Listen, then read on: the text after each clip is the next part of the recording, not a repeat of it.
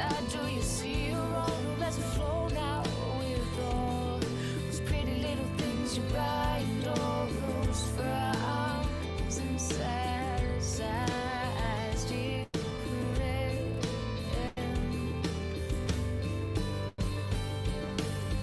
Wake up to the sound of silence. Be still and know that I am here. Take my hand, I will hold you. I will wait for your tears. My grace is sufficient for you. My love will wash away the past. Lay your burdens on your shoulders. No trials will pass. Be still and know.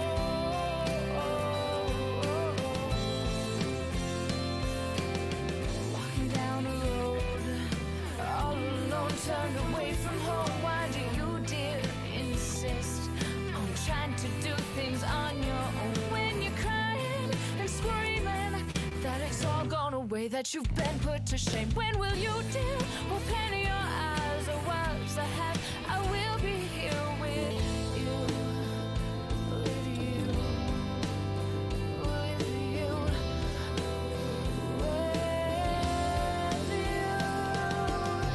Wake up to the sound of silence. Be still and know that I am here. Take my hand, I will hold you. Wipe away all your tears. My grace is sufficient for you.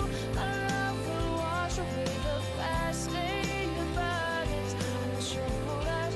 No trials will pass. Be still and know.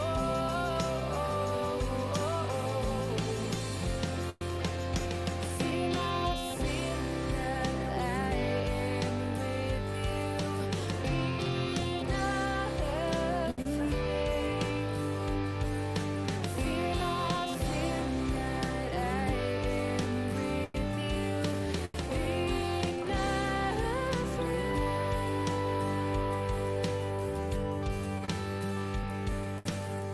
Wake up to the sound of silence. Be still and know that I am here. Take my hand, I will hold you.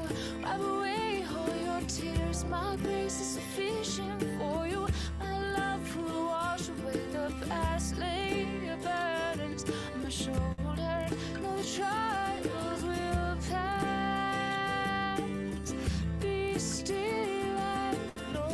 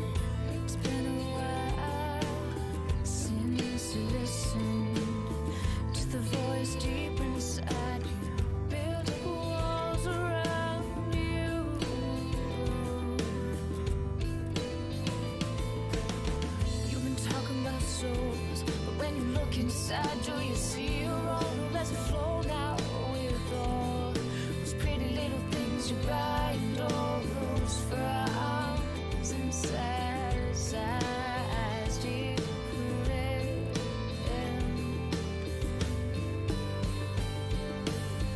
Wake up to the sound of silence. Be still and know that I am here. Take my hand, I will hold you. I will wait for your tears. My grace is sufficient for you. My love will wash away the past. Lay your burdens on your shoulders. Though the trials will pass, be still and know.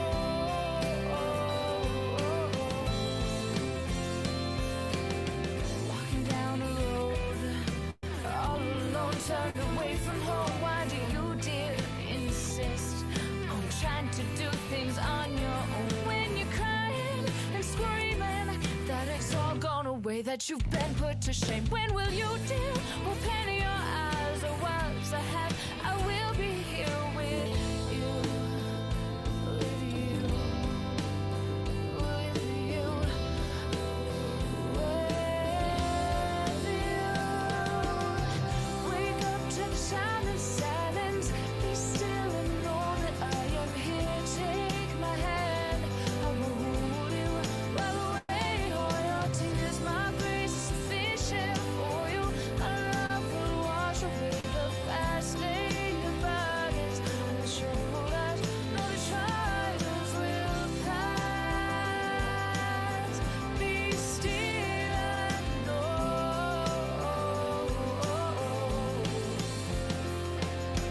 Feel not, feel that I am with you. Be not afraid.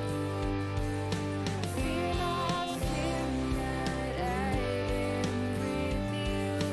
Be not afraid.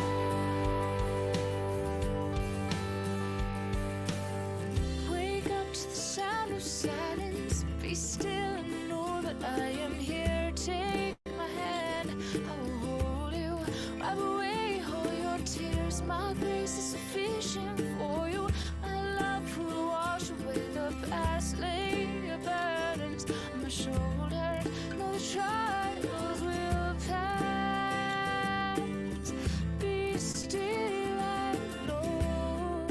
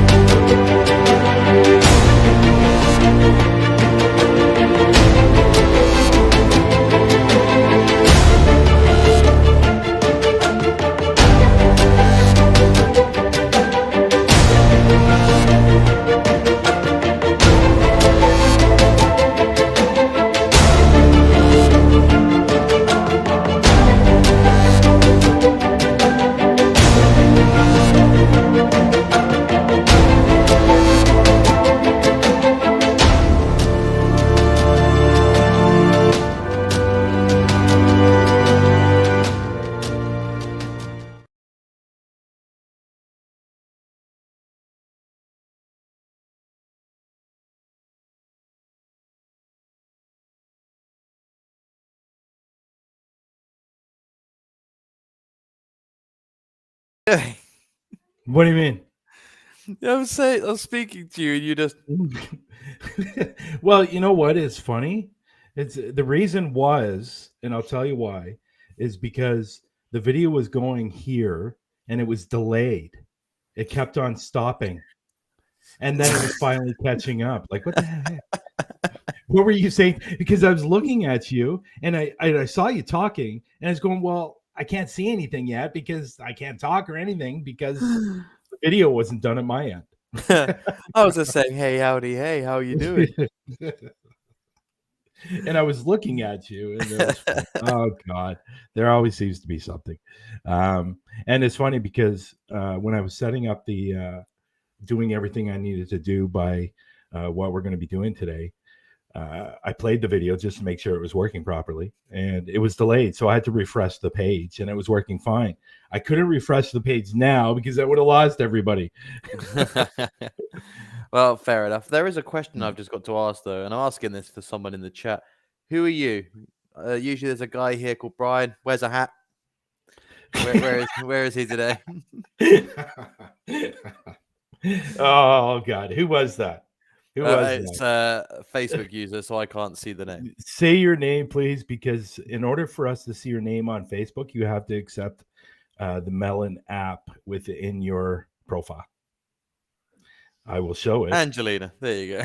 There you go. See, why does that surprise me? Actually, let me lift up my screen a little bit here. There we go. So, hey guys, we got a great show today. We have Taryn. Taryn, I believe her last name is Kerper from Yep. Paranormal Brew. So I'm really looking forward to her because I've been watching a lot of her podcast that she does because she does a lot of great podcasts. And I wanted to give her this honor of saying it, but I think we should say it. It is our show, right? Yeah, exactly. Yeah. Taryn has just been nominated for Best Podcast for, I'm assuming, for the year of 2020. 21. 21? Yeah, Yeah, this I'm is a year 22 behind. now. Yeah, 22. Yeah. 21. So we get to, we'll talk to her a little bit about that if we can, if we have some time. But what we're going to be doing today is, some pretty good things. We're going to talk to her, we're going to show some videos, we're going to show some audio. We even have a couple of pictures that I'm going to show today. Mm-hmm. She sent all that stuff over to me in the middle of the week, and it's pretty good. A lot of it's really, really good. And this is what I like And about being on this end, because I don't have to see any of it until the show. So I get the genuine shock of seeing stuff. It's cool. I will tell you though, I think two of the pictures are from Gettysburg. Nice. I can already imagine what those kind of pictures are going to be. Yeah, so that's going to be wonderful. So before we get to her, let's talk about us for a minute. And before I do that, let me do this because we are now on the air. We are now on the air. So I am going to be putting on this. Where is she? There it is. There we go. I'm a little slow today. Yeah, you're a year behind. That's why. Well, that's it because I'm a year behind. So this week, let me talk a little bit about what happened this week. As a lot of people know, I went away for 3 days to do the documentary investigation.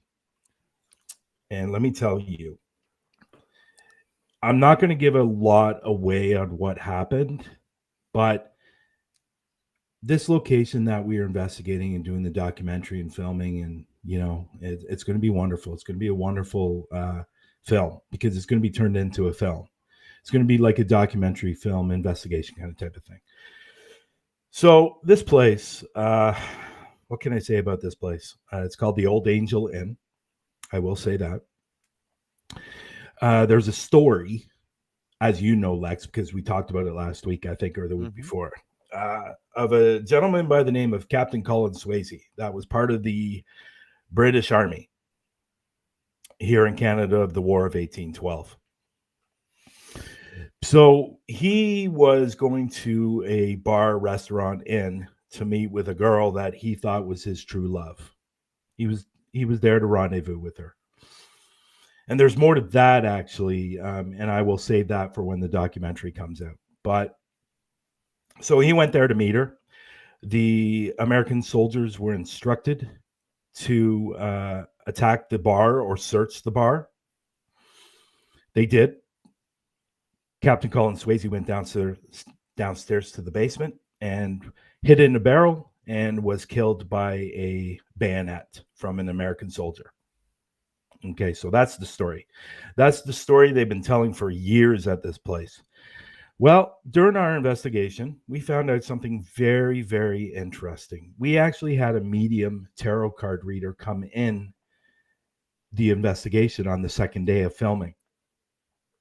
So we filmed him in the morning for the walkthrough and stuff like that. And then we filmed him at night doing his readings and, doing what he does best. So during what we found very, very interesting. Now, you got the basement, you got the restaurant bar, and then you got the inn on the third floor. So there's only 5 rooms on the third floor. Okay. So, and obviously they're spread out. So I was staying in the most haunted room, sleeping over, because I slept there for 2 nights. So I slept in the most haunted room, and there's stories about that too. Maybe I'll tell in later shows. But he was doing his reading downstairs in the bar. We did it in 2 places. We did it in the bar and we did it in the my room. So downstairs in the bar. So again, going back to the bar, and the owners and the staff tell the story of Captain Colin Swayze, and he's the one that's haunting this bar. Well, not to tell too much, we found out he's only part of it. Oh, yes. We actually found out. Let me just switch this. We actually found out that there is a very, I don't want to say negative, but a very pissed off spirit on the third floor where the rooms are. Now, there's really 2 separate sides to this. The 2 rooms that are the most haunted, and then the other 3 rooms that are, they're haunted, but it's more like not necessarily a negative energy, but it's something that's very pissed off. Or no, sorry, at the other side, it's more of a sweet, relaxing, positive kind of type of energy. And there's more to that too, by the way, in one of the rooms. So we found out the negative that's up there, who's protecting the one side. He doesn't want anybody in those 2 rooms. He tries everything to get everybody out by turning on the faucets, by doing voices, by moving things. Even if you're late at night, you'll hear walking going across the floor like he's in boots. So I asked a question during the filming, and we actually found out the man that's upstairs, or the spirit that's upstairs, is the actual spirit that killed Captain Colin Swayze in the basement. Oh, damn. That's a huge turnaround. Which we thought was really, obviously really, really interesting. And it first of all, it blew us away. And we were thinking, okay, well, obviously he died at some point, the man that killed Captain Colin Swayze in the basement. Yeah. So did he die in the war? Whatever the reason is, or how he died, for some reason his energy was sucked back to the hotel, to the inn, and that's where he resides, and that's where he will probably reside for eternity. It was really, really strange. Really, really strange. It's very strange. Yeah, and we also found out Captain Colin Swayze, yes, he's in this business, but he's in the basement, and that's where he stays. Yeah. So it's almost like a residual thing that he's continually hiding. He's only a minor part of this business. He's there. The stories are there. You know what? Maybe what I'll do is, after we speak with Taryn, I'm going to show you guys a picture that's on their website. It's an apparition that was caught on security camera. It is super, super cool. And you will understand why they think it's Captain Colin Swayze by the way the apparition looks. Yeah. There was just a lot of crazy stories of this place. For example, I have a picture, and maybe I'll show it next week. There was a picture inside the restaurant. There's the beams that go along the ceiling like they were years and years and years ago, the Yeah. wooden beams. Well, there's a bunch of emblems all over the beams, everywhere in the bar. And it's really, really super cool. But there's how do I say this? There's like a gun. The gun isn't there, but you can see where the gun was. Okay, like It's like red, a yeah, like an imprint. yeah. Like an imprint, kind of. Anyways, this bar has done everything to try to paint over that. And every time they paint over it, 2 days, 3 days later, it's back. Oh wow, that's strange. Yeah, very, very strange. There were so many stories, but what I love about this, one, we found out a lot more information about this place over on our investigation. We did a lot of debunking as well, because the staff and the owners have so many stories, Yeah. like so many stories of this place. And there was a big story or a famous story of a mirror getting thrown off the wall. Well, we determined the walls are so thin that it was hanging up on the wall. But when you go outside the room and go to your left, there's an exit door right there. Yeah. So I tested it. I got Zach to put his hand on the wall inside the room. I opened the door and I closed it, and it shook the wall. Mm. So that kind of debunked the mirror falling. Yeah. But there were other things during the investigation that we were able to debunk as well. But I'm telling you, this video or this film it's going to be amazing, because I'll give you one more before we get to Taryn. Captain Colin Swayze was killed by hiding in a barrel, and he was stabbed by a bayonet. Well, Sanray, who was the medium, he pulled a card that I thought was very, very interesting. The card was the card of swords. Hmm. And there was a circle with the sword stabbing the circle. Now, the reason that's so interesting, obviously, because that's how Captain Colin Swayze was killed. But the question I asked was, how did you die? Mm. And that's the card that came up. Crazy. Yeah. So that film's probably going to be, there's so much. We had 25 to 30 hours of film. Mm. And so we figured that's probably going to be out in a couple of months. So he needs some time to really go through the footage. And there's going to be reenactments too and stuff like that. It was just it's going to be really, really amazing film. I'm really proud of what we did over those 3 days. No, I'm looking forward to seeing it. Yeah, it's going to be great. So should we get to Taryn? I know I'm sorry I took up that whole time. I apologize. I loved it, Joe. We're telling Taryn how the beginning is, and you're like, "Oh, we talked, for 10, 15 minutes." Not today, no. But no, Well, it was all interesting though. So that's the point. Yeah, it was very, very cool. Yeah. So Before we get to Taryn, I don't have a lot to say about the week. But if you haven't seen the recent video I've put up on my channel, just go over to that after this. Take a look. It explains why I've left Parachills for anyone that didn't know why. And then there's another video coming out in 2 days of a step-by-step the way that I watch paranormal videos and how I did that to learn how to be an investigator. So if you want to learn how to be an investigator and how I did it, then this is going to be a good video for you guys. But also if you want to learn a bit more about my learning style and techniques, it's going to be a really good, I think it's about a 45-minute episode for what I've done. And then after that, as a small announcement, I've got a new series coming to my channel. So while I can't get out and investigate places, I am releasing a series called Lex Paranormal's Case Files, which is a sort of docu-series about the top haunted places all around the world in breakdown, informative format, explaining what the hauntings are, what I think they could be, would I go there, where these places are, how to access them, all this kind of stuff. So that's a new series that I'll be starting on my channel in 2 weeks. So Lex Paranormal's Case Files, so keep an eye out for that. Okay. Now we can move on. Okay, so I want to show this comment right here. It was a lot of footage. Now, keeping in mind, It's from 3 cameras. 30 hours from each camera. I'm assuming you're not doing the edit. Definitely not. Because I would laugh. I would laugh if you had to do the edit. I remember how long it took you to do the last one. Oh God, I still got that part 2 to bring out. I'm halfway through that, so it'll be good. So let's bring up our guest, Taryn.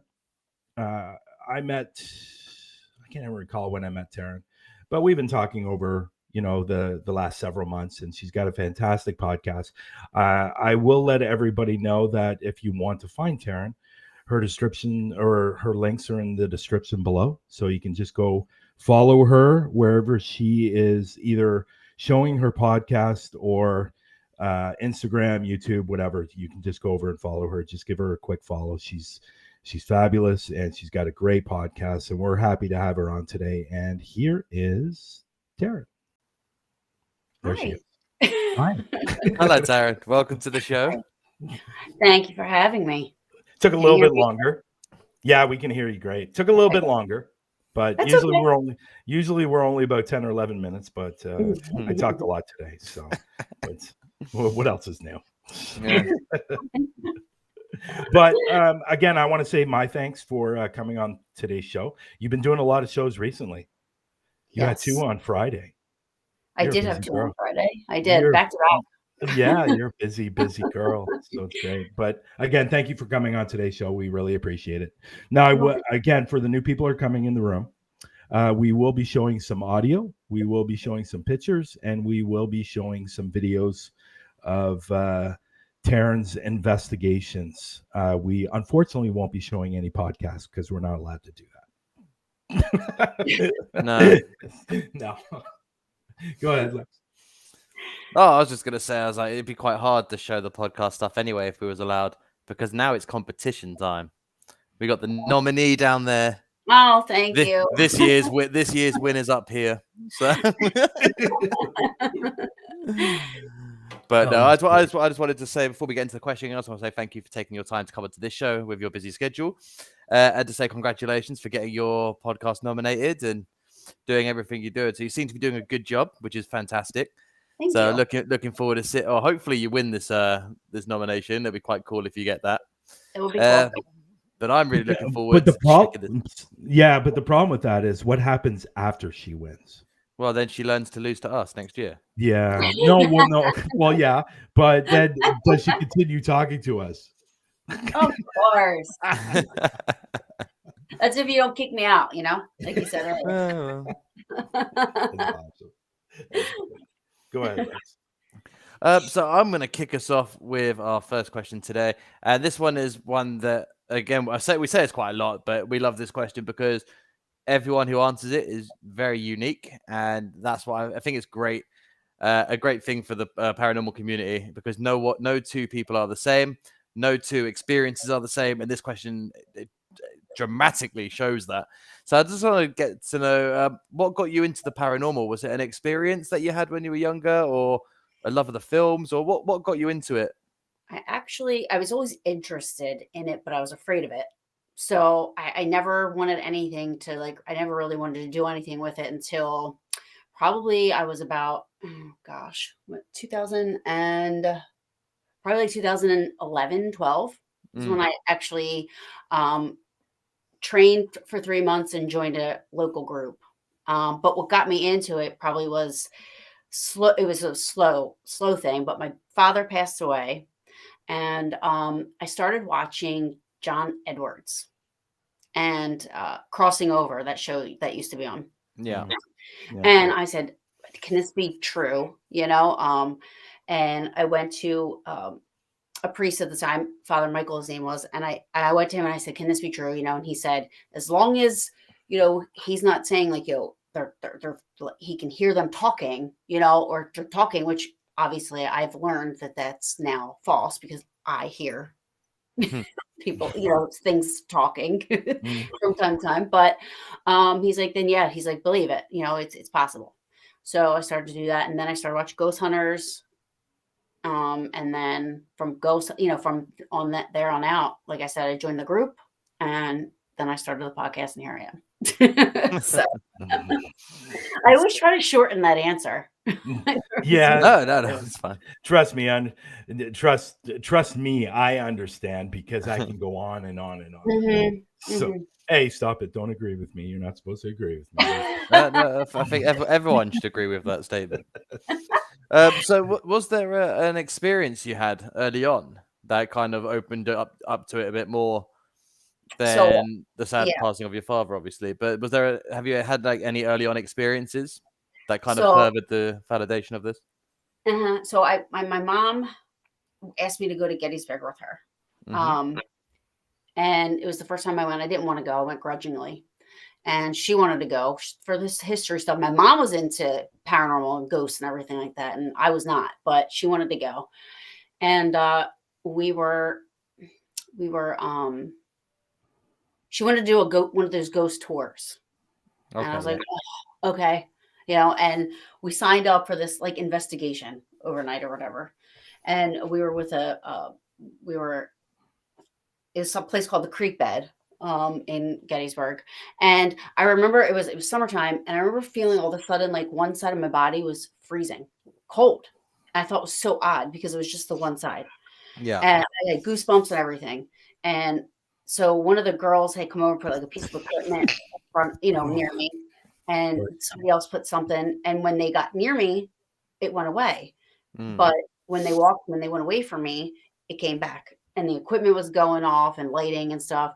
And they started asking questions. And every time somebody would come near me, it would go away. This coldness, And then we played back. They did a EVP burst or whatever, and they play. And the one girl had asked, do you like her? And you heard a male voice say, "I love her." Oh wow. And I was like, "Well, you need to stay here because I don't want nothing following me." And then that same weekend, the next night, we were in the park. A lot of people call it the battlefield, but it's the park. Yeah. And again, it was like 9:45 at night, and I thought she farted, to be honest with you. Like, I don't know how else to put that, but it's like all of a sudden it smelled like rotten eggs, And then I was like, "Oh," I was like, "Do you fart?" She's like, "No, I thought that was you." I was like, "Ugh." I was like, "No, it smells horrible." And on her side of the window, on the window, there was like boom, boom, boom, real hard. Like something hard was knocking it. It was so hard that it shook the window. And I took off. I was like, "No way." She was like, "What are you doing? I want to get out and talk." I was like, "Drop and roll. I'll be waiting for you at the end of the." Now I look back, I wish I would, but again, at the time, I was still trying to, I was like, nope. So, but that was really cool. But then I thought, it really wasn't that scary. That wasn't that bad, So Yeah. then I wanted to look more into it, And now you run towards all the scary noises. Yes. Yeah. That's what we do, right? That's what we do as investigators. Me and Lex always say this, that all investigators run towards the noises. Most people run away from the noises. Mm-hmm. But in movies, they're always running towards the noises, and that's when they're killed. Yeah. That's because they didn't go up there with equipment to let them know that there's definitely something that way, and they're like, they just go there blind. Exactly. So scary, me. It's interesting, and me and Lex always are interested in this kind of stuff, finding out people and why they get into the paranormal. It's just their origin stories. I don't think we've ever had anybody that's I don't even think a little similar. You know what I mean, Lex? And like we've never, like when people are telling their old origin stories, it's just fascinating how they get into the paranormal. Like obviously Lex is different than mine, and mine is different from yours, Taryn. It's just really, really cool. There's only been one story that I think has been similar, and I can't remember who we had. Who did we have on the show?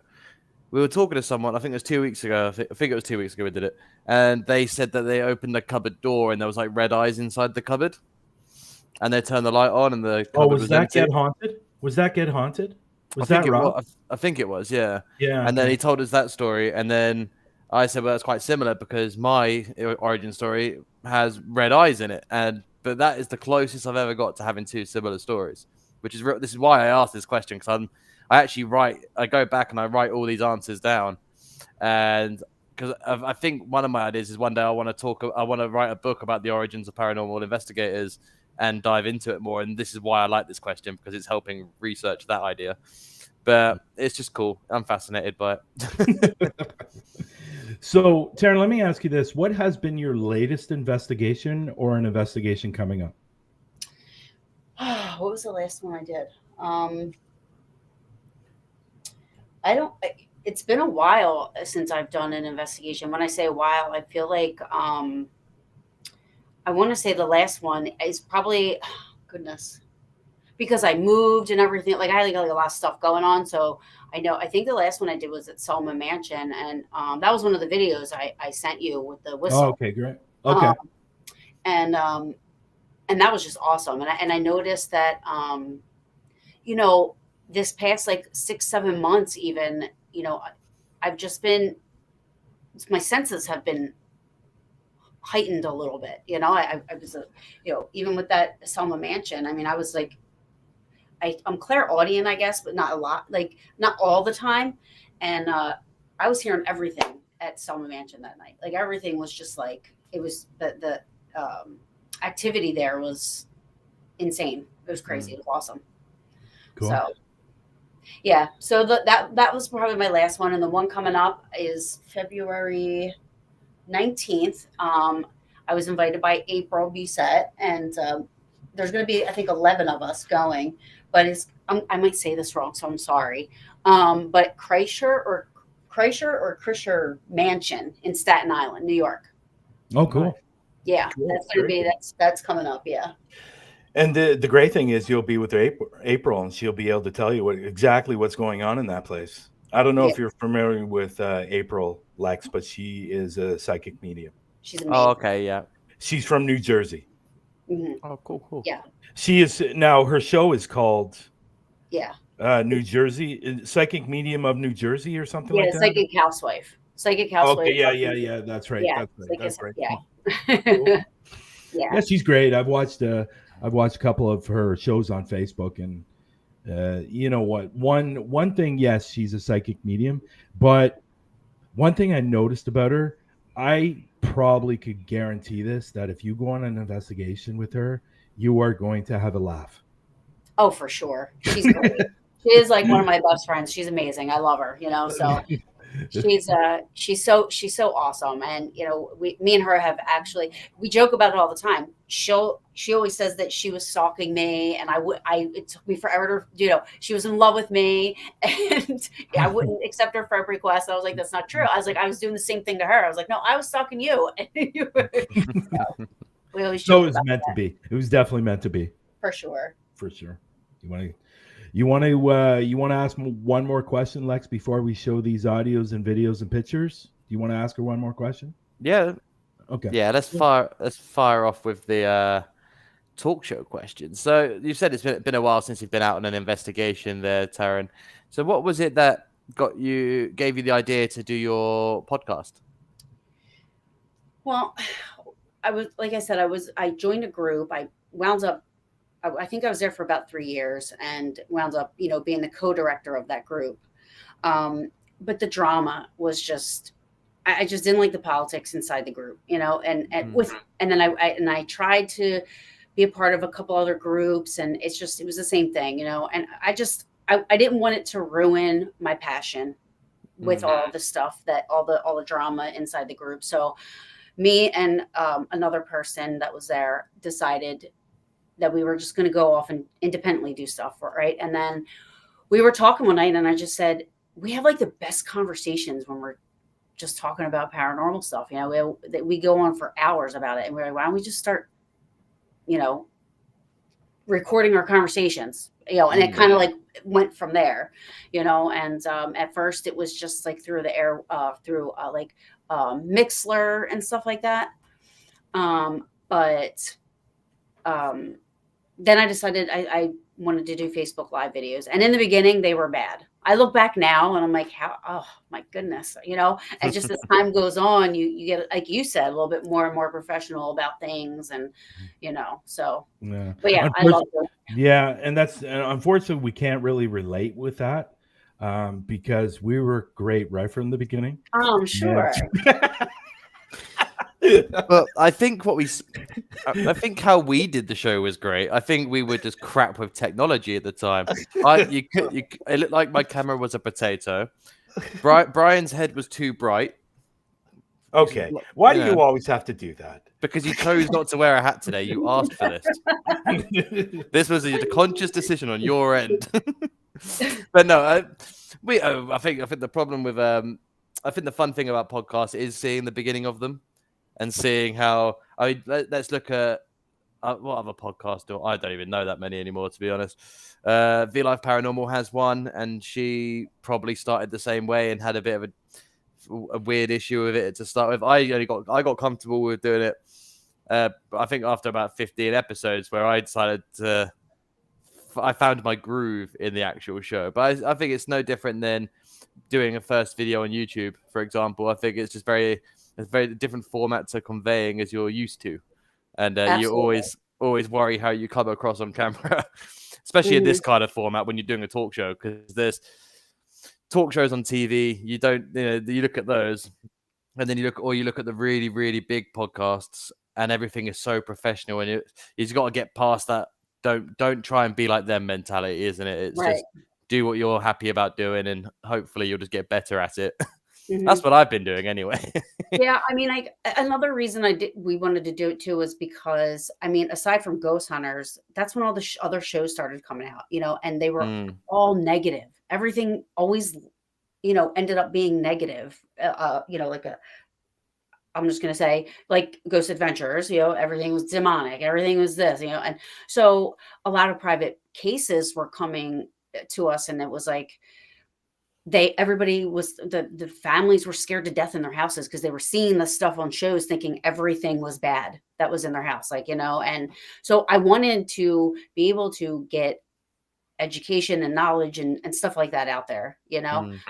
In the beginning, it used to be just like a roundtable thing, and then that's when I wanted to start to ask people to come on, you know, and little by little, you know, I'm booked until May 4th.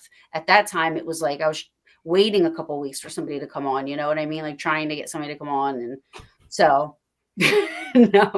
I gotta put up this comment. I really have to put up this comment. And this is from the patrol. Huh. It's so but I'm glad you said that, though, because I think the important thing is, if anyone's watching this now on the playback that is just interested in paranormal stuff and isn't an investigator that is like it, don't listen to everything on TV. The chance of running into a demonic entity is so slim. I've not done it yet. I think Brian said you've only done it twice in your lifetime, potentially.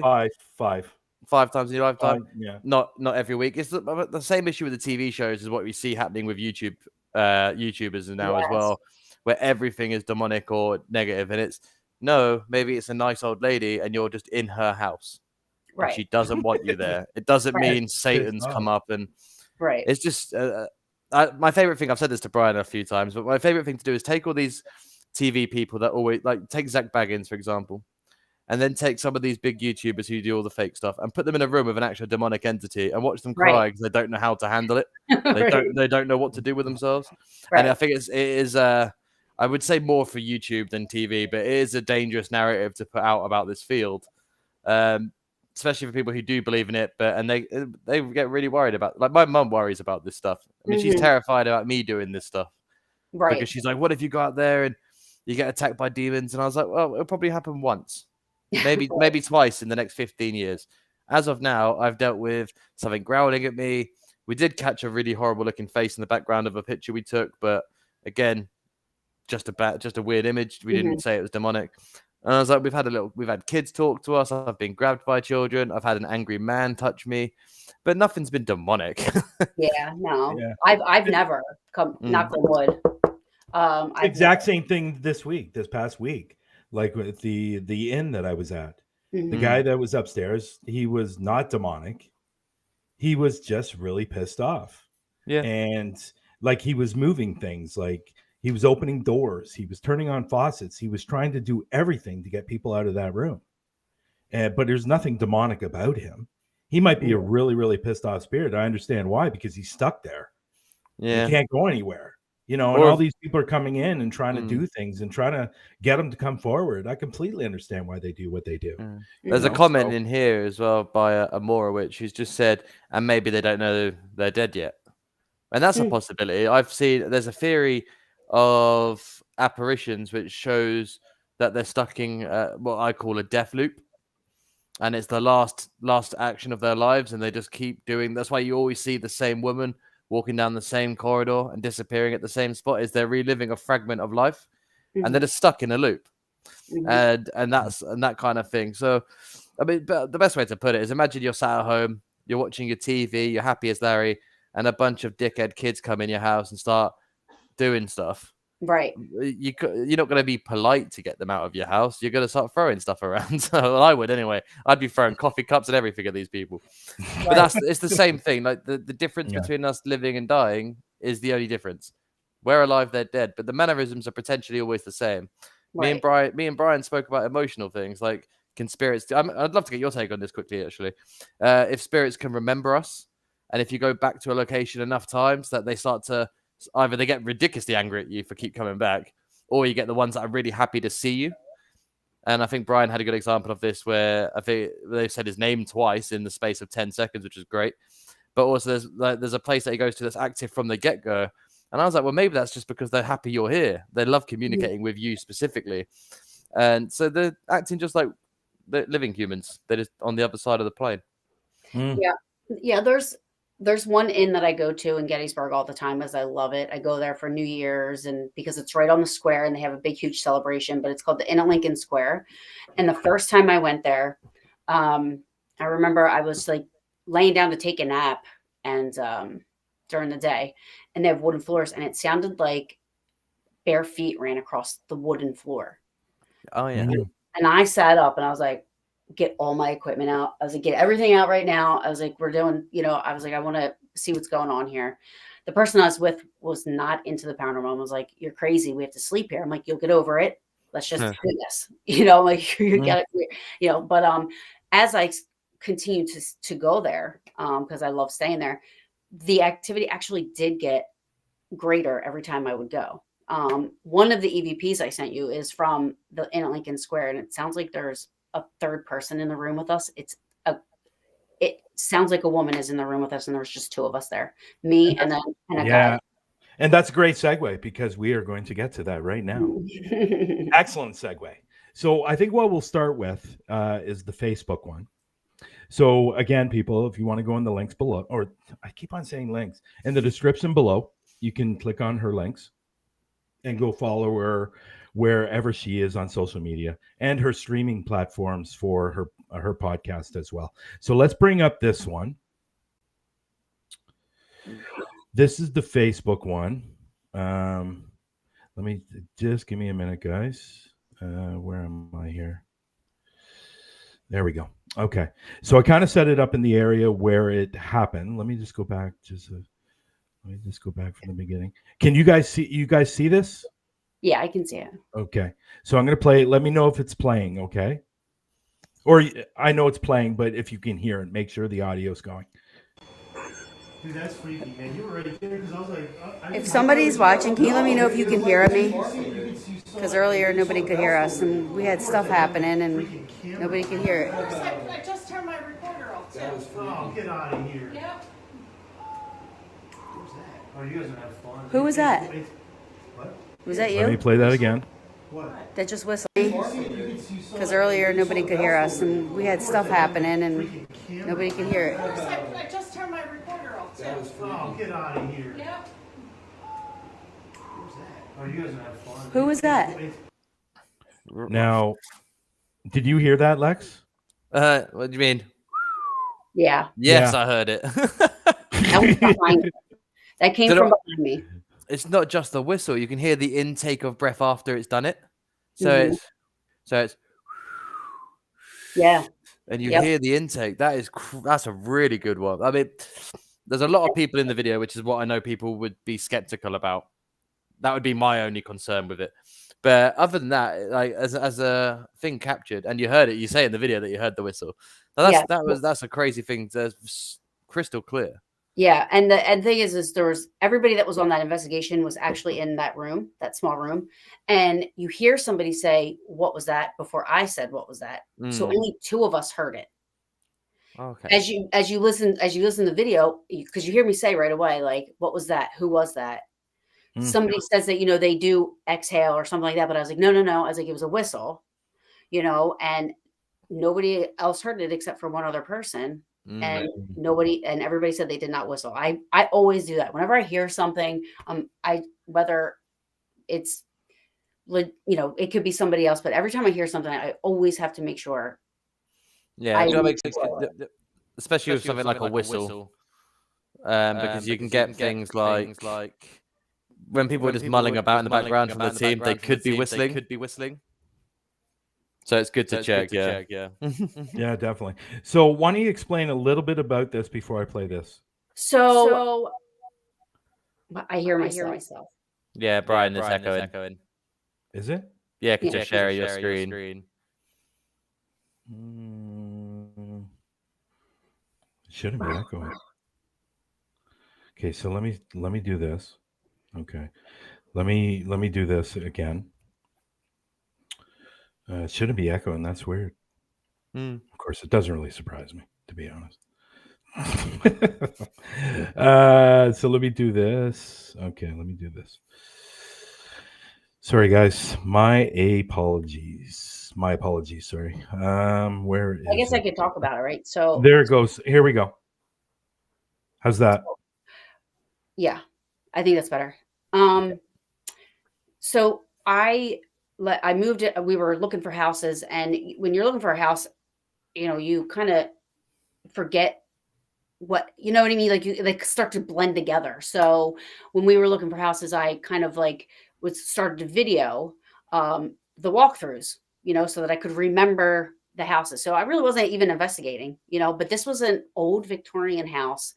I thought it was gorgeous. And I have to walk, and I was walking through, it's really low, so I hope people can hear it. But I walked through this doorway to go up the steps. And as I'm walking up the steps, I caught something that sounded like, it sounds to me what sounds like close the door.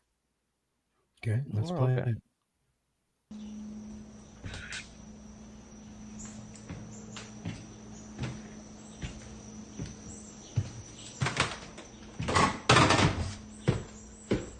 Right there.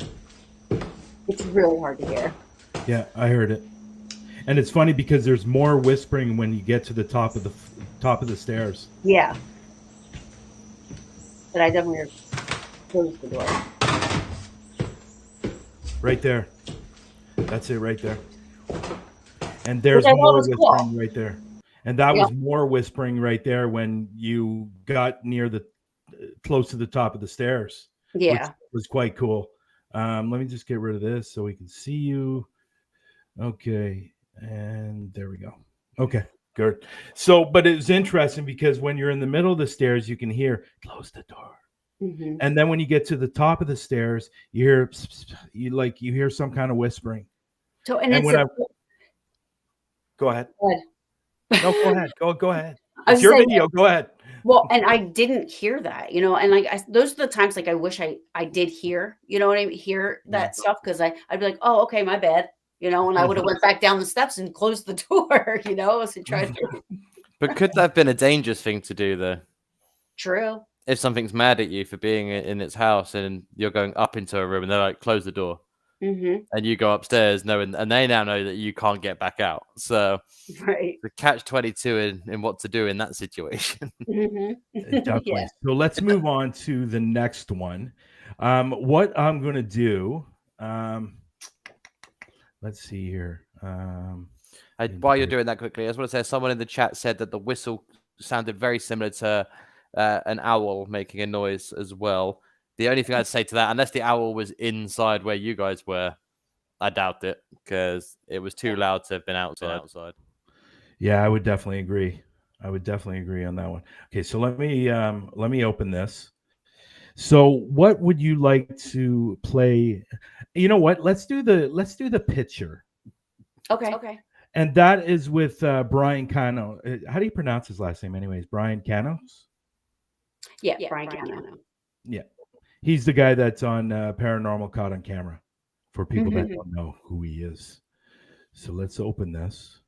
Okay. So I'm just going to bring this up here. And this, if you can explain this a little bit, that would be great. There. All right. This is my one and only apparition photo. I'm echoing again. I don't know why. Okay. Brian, mute yourself and see if that works. Okay. I don't know why that came up. Taxes. What's going on? Okay. Let me mute myself. Okay.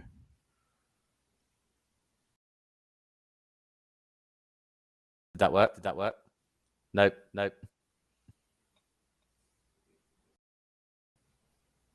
Echo.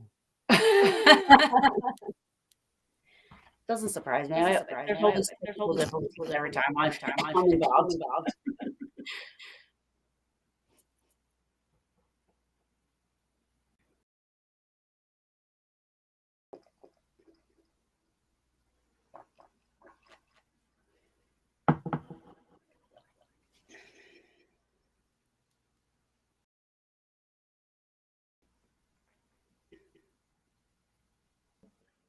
Huh? What I'm going to do is I'm going to put me and Lex on mute, and then you can just tell us what the picture is, okay? Okay.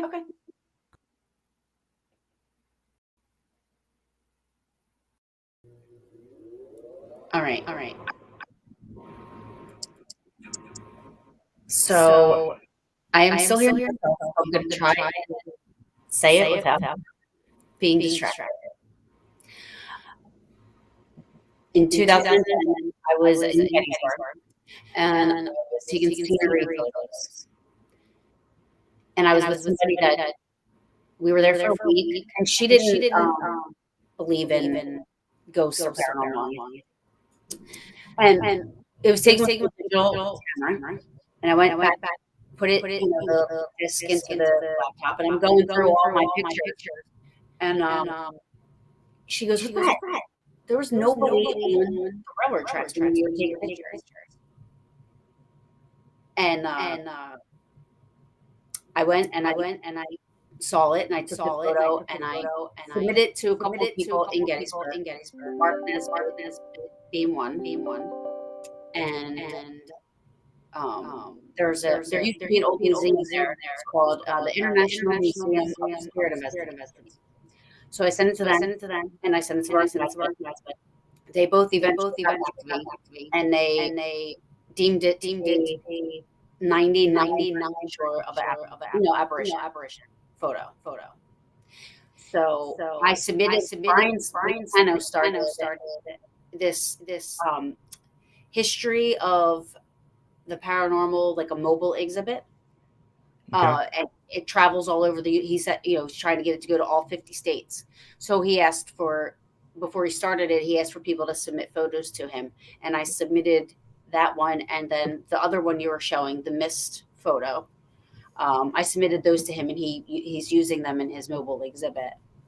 Mark, It was really quite cool. Like, obviously the closer up one is pixelated because you're trying to get into what it is. Yeah. But you can actually see it's like literally a full apparition right by the train tracks, and it's amazing. And what part of Gettysburg was that in? So that's it was on the railroad cut, and when Mark Nesbitt got back to me, he's also a historian. He used to be a tour guide, I think, or one of the people that take people around, and and he said that the last Confederate soldier was actually unearthed there. It was dug up and found in 1996. So he believed that this looked like a Confederate soldier. I feel like the jacket was a little bit more blue to me. But I'll take his word for it. I trust his, I respect his opinion and everything. So he eventually he hung it up in his store in Gettysburg. And it's called Ghost of Gettysburg. And he has a wall of photos that either, his group has gotten or other people. And I know I saw them earlier too. Like, I want chocolate now. So that's hanging up in Ghost of Gettysburg too, as well. So Yeah, thank you, Jenny, for making that comment. Appreciate it. I always kind of, I was going to say something earlier, but I just kept my. It was either the chocolate or my beer can, so I put the chocolate there instead. Oh, that's wonderful. I don't know why we're echoing. It doesn't make any sense to me. But what I'm going to do the next time, because we're going to get into some audio now, and I really need people to hear this because it's really, really cool. Some of this audio stuff is just amazing. And one thing I love is EVPs. Like, I'm a huge EVP fan. Like, once you get that first EVP on your first investigation or second investigation, whatever it is, that's when the rush comes in. That's when you go, you know what? I want to catch more. And so let's get into some audio stuff. Just quickly there. Lex. I just want to say the thing about EVPs and what I love about them. Like, if things move on their own, it's pretty cool. But there's a lot of things that can move an object. A door opening by itself could be a bad door, loads of breeze, not shut properly, hills on a house, loads of things. Unless you physically... Brian! Go ahead. Not while I'm echoing. Close that for a second. Are you echoing? Yes. Really? Oh, yeah. Okay. Every time you share the screen. My apologies.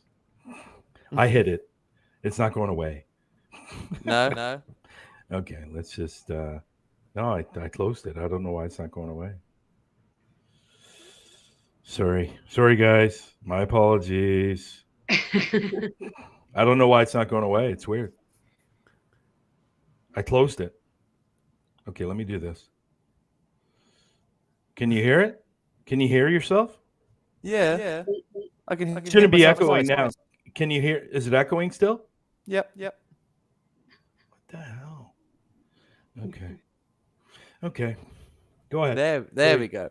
So the thing about EVPs is, if you take away the fancy term that we give it, an EVP, take that away. To tell you what it really is, it is someone's voice who is no longer alive on the planet. And that is, as evidence goes, that is the most dramatic kind of evidence you get.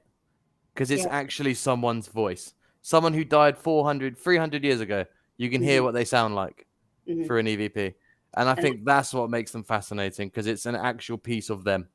Yeah. And like you said, I agree with you about, if something moves or whatever. I mean, even if you can't explain it, there's always a possibility of it being, it can be explained somehow, but an EVP, and like you said, and I like how you said, we give it that name. What is it really? I mean, we don't know, but how do you explain that? When you know that there's two people in a room and only two people in an entire inn, and you hear another woman's, you get another woman's voice on there. It's like, how do you explain that? You can tell that the one that I have, I mean, it sounds like she's in the room. It's not a whisper. She doesn't sound far away. She actually sounds like she's standing right next to me. And the interesting thing about it is that it was intelligent, because we were shutting lights off to do an investigation and, and putting up recorders. So, she says, "Are you trying to sleep while we're shutting lights off?" And she's asking me a question. I wish I would have heard it then, but I didn't hear it, It's like the exact same thing with SB7s. When you capture something like something coming through on an SB7 and it's saying your name or it's answering your question, and people say, well, that could be radio. Well, what are the chances of me asking it to say my name? It says my name and you're telling me that's a radio station. Right. Yeah. I mean, that kind of stuff. I'm not a big fan of the spirit boxes and stuff in the SB, but I know that people have, I have heard some pretty, a couple of pretty good which unexplainable, like stuff like that, like saying a name or answering like a direct question, that wouldn't be on the radio. Yeah. For example, I was at Streaming Tunnel, and I was we were like it's one of the more haunted spots in Canada, and I don't know why it's not on the top 10 list, but it should be. But I was about 300 meters away from it, walking through a field. Like I was literally 300 meters away from the tunnel. And I asked the question because the story of this place is a little girl went to the tunnel because she was burned in a fire and she died in the tunnel. That's one of the stories. And we were looking for the foundation of the house. And I was up in this field and I said, can you help us find it? And it said, you'll never find it. Yeah. I mean, like that's totally, yeah. Like an answer like that would be very unexplainable. Yeah. And then like 3 minutes later, I said, is it behind me or is it in front of me? And it said the other side. And the other side meant the other side of the road. We were on the wrong side of the road. Oh, wow. And it's just stuff like that. And Lex is right when it comes to EVPs, it's just, they're amazing, amazing capture. And you can be hearing from somebody that's, died 400 years ago.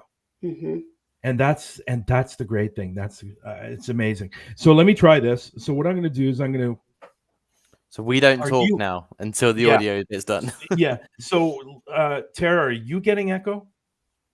Only when you share the screen. Okay. So how do I do this? So let me put myself on mute. Lex, if you can put yourself on mute. You want me to mute myself? Sure. Yeah, that might work. But I want you to kind of explain it, but that's okay.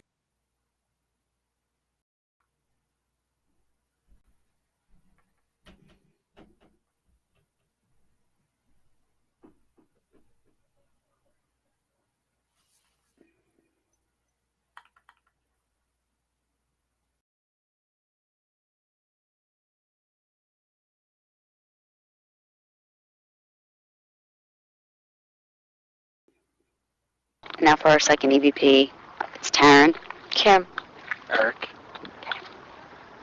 Now for our second EVP, it's Taryn, Kim, Eric. I love that one. Now for our second EVP, it's Taryn, Kim, Eric.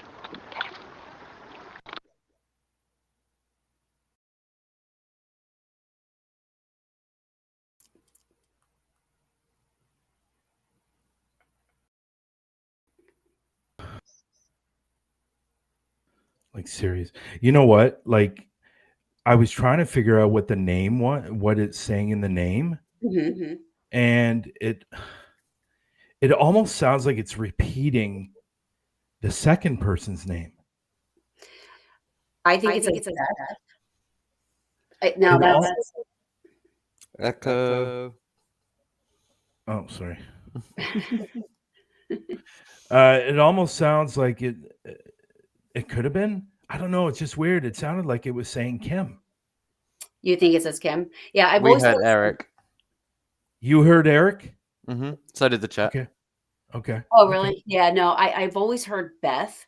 And the interesting thing about that one is it was in unison. We were saying our names, and it's almost like this fourth person just said their name as well, After the show, I have the software that I can put it into and actually get what the actual name is. And awesome. it drowns out everything, and you can actually just hear the EVP. Oh, that's cool. I would love to hear that. Yeah, so I'm really intrigued to find out what that was. And you know what? The people in the room are right. It could have been Eric. So interesting. Very, very interesting. Okay, so I'm going to put myself on mute again. I'm going to go to the next one. Okay.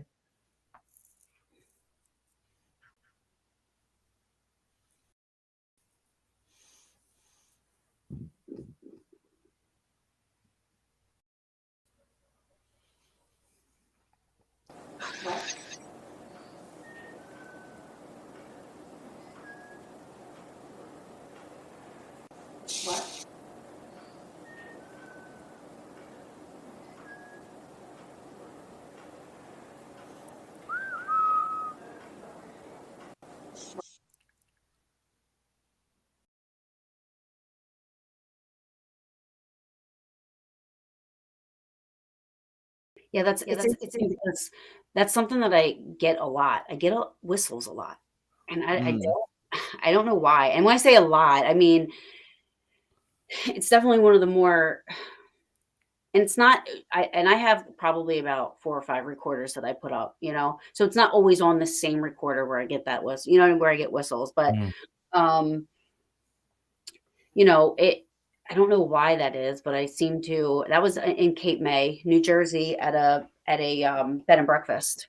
Well, this one's interesting because the chat heard what I did as well. And so did I. You get the whistle, so you could have had 2 people respond to you then, because someone whistles and then someone tells them to shush, as if they're not they're like, don't let them know we're here, and it was really weird. So you hear the, and then it's shh, and I was like, that's really. I don't think if it's the same thing, I don't know why it would whistle then tell itself to shush. So it almost sounds like you actually caught 2 people. Yeah, and I actually heard that. I was standing in the kitchen, and I usually include that stuff in my. I do now. Back then, I wasn't including the talk after or before, because I kind of want people to see like, okay, that wasn't just somebody whistling, and I'm trying to put it off as a EVP or something, But I was in the kitchen by myself, and the kitchen is big, so. And to me, it came from the opposite end of where I was standing, but it was very loud. And there were a couple people in the next room, and I do ask them if they heard. Nobody else heard it in the whole house. I was the only one that heard that. And I got it on record. It's an eerie whistle. It's not like a. Right. And you know what they say? It is attention. It's like it's intentionally trying to scare you. Yeah, you know what they say about whistling right? What? Do you guys know? No. They actually say that whistling is associated with demonic. Are you serious? I'm dead serious. No pun intended. Yeah. And the only reason why I know that is because the medium that I had on for my second season, she said, if we ever go into a location and we hear whistling, we're leaving. That's interesting. Wow. Didn't know that. Yeah. I'll have to put that in my notebook so I know for the next time. But it's definitely interesting because that's almost like a horror movie where you know that something's in the house, and that's fucking terrifying. If I'd have heard that, and it's not just on the EVP, that if I'd have actually heard it in the room like you did, I don't know how long I would have stayed in the building to start with. I think I would have gone out for a bit and come back. Because I was excited. Yeah. I was like happy. I was like, oh. She's like, come on. So come on, demon! I'm gonna whoop your ass. But no, that's really good. I really enjoyed that. I mean, it's scary, but really enjoyed that capture, especially the shush at the end. I like that. Yeah, definitely. And it's funny because the fact that you hear it so clearly. Like, yes, you hear the whistling clearly, like you do, but it's that shush right after that. It's like, and I think you're right, Lex. I think it was actually telling the other spirit to shut up because they don't want to be known. I've got a theory here. Some of the BB Free TVs just kind of said the similar thing, where it could be a trickster, and it's trying to trick you into another room, and then there's something else in there that's actually telling it to shush to help to keep you from doing it. So there's a lot of things around it. Demon would probably be the what's the word I'm looking for? It wouldn't be the only thing, but I would say that's probably like the lesser chance of it would be a demon. Especially if it's followed by a shush. I don't think a spirit would tell a demon to shut the fuck up. So I would probably steer that. But what I would say, you've potentially got a trickster, and there's something there that was actually telling it to shush to help you to stop you following it. So and that night actually was interesting because we were doing the people that owned the B&B also their house, so they wanted us to do both.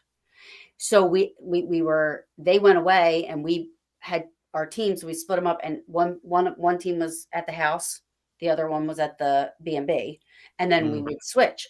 And the B&B, we didn't get anything, and their houses were in books. Like there was like books written about Cape May, haunted Cape May, and this and that. So the inn and the house are both in these books and stuff, and the people, have a lot of activity, but the whistle came from inside their home, not the B&B. So interesting. Yeah. Okay, so let's go to the next one. Can you send you me know that what? audio? I want to have it as my text tone. When my phone goes off, I want it to be that whistle because I'm going to use it to scare so many people. But nice. You know what? I have to say that I listened to all the EVPs the other day, and I listened to them again today, and some of them are just, they're definitely Class A for sure. Definitely Class A for sure. So let's move on to the next one. I'm going to put myself on mute. I like how he said it before he pressed the button. Right. I'm gonna put myself on.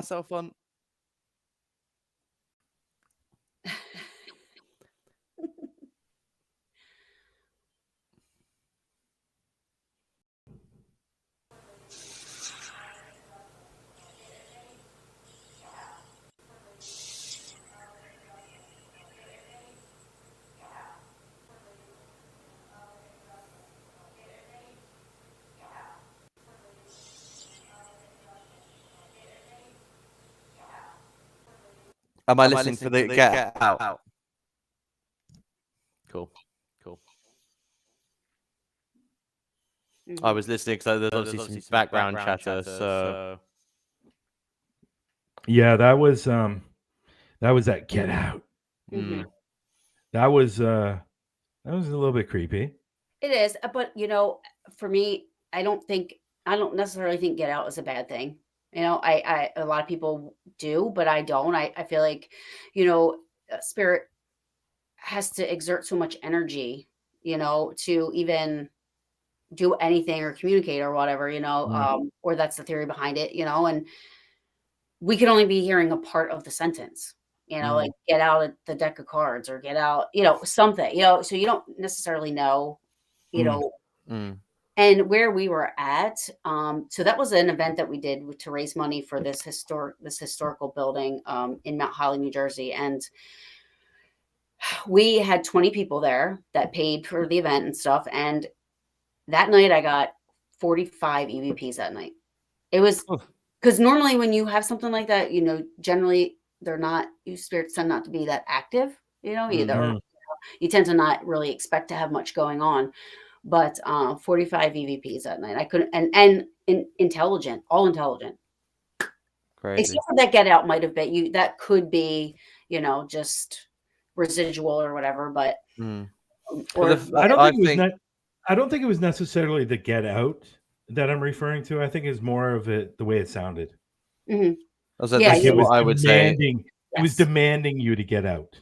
Right. Like you can have, like I've been in many places where I've heard Get Out and they say get out, but this one was actually like get out, like it was a forceful get out, and that's where I'm thinking it's a little more on the creepy side. You know what I mean? So I was at that church that I go to all the time, and we went from one room to another room, and I captured an EVP on the microphone saying, "Please come back."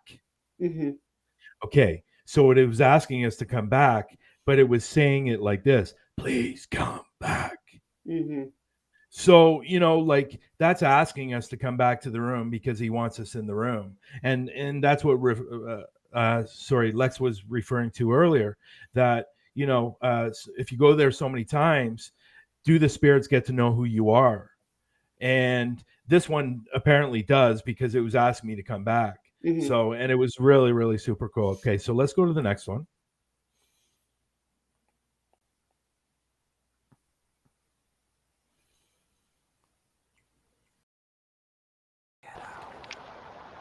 Yeah, where's the car? It's over here.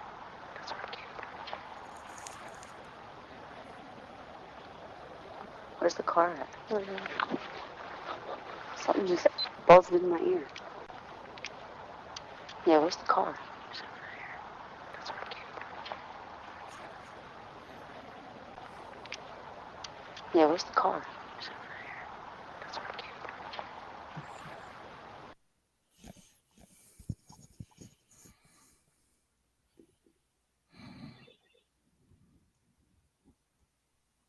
That one, oh come on! I think something's going on with my internet today. Well, that one, as far as so I like doing this. I haven't heard them yet, so I want to make sure I'm saying the right thing. Was it's right here? That's where it came from, is what I heard. So where's the so car? It's right here. That's where it came from. That's what I heard. so yeah, this was the same cemetery where when we did that EVP where I thought we heard the fourth name. It's the same area, and it was just me and my sister and her boyfriend, and we were walking, and it's a small cemetery. It's called Ation Cemetery, and it's small, but it's it's in the Pine Barrens, New Jersey, and so our light, my flashlight went out, and again, this was before this was when I was just amateur, I was an enthusiast, running around cemeteries, not knowing what I'm doing, and so I was like, I got a little freaked out. So I was like, it started to look very dark and I couldn't really see very well. And I said, where's the car at? They didn't answer me. So I asked again, where's the car at? And then my sister finally said, it's over there, and you do hear, if you hear, and you can listen to it at whenever, but you hear this after. And, and when I say something buzzed in my ear, then my sister says, "Can I say the F word?" Because she does say that on the Yeah. Of course you can, yeah. So she said she goes, "That sounded like somebody fucking coughing." Now I didn't hear that. She heard that. Something buzzed in my ear. So there's like a couple EVPs in there. Like so the first time when I listened to it and I said, "Where's the car at?" It's over here. That's where I came from. Nobody would say that. Like, you wouldn't say that. How my sister answered would be how you would answer. Like, since they didn't answer me, I said, "Where's the car?" Where's the car? Where you fucking left it is where the car is. That's what I did.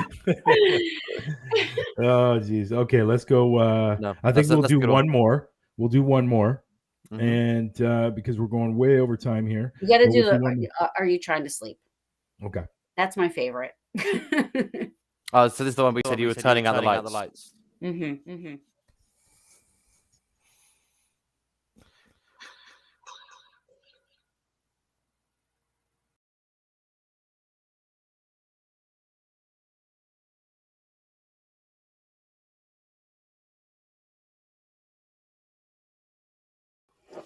Sorry, which one is it that you want me to play? It's called. I labeled it. Are you trying to sleep? Okay.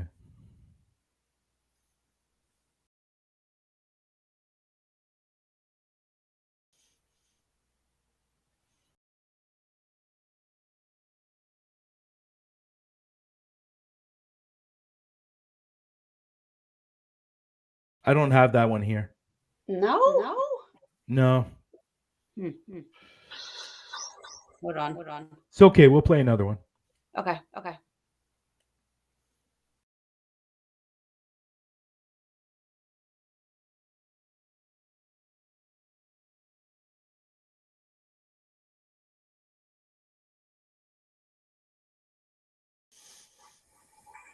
They're probably like a quarter mile away from us, and it's that intense. Was that you, Zion? Did you just sigh? I did not, no. You didn't? Did anybody sigh? I heard that. A quarter mile away from us, and it's that intense. Was that you, Zion? Did you? And it's that intense. Was that you, Zion?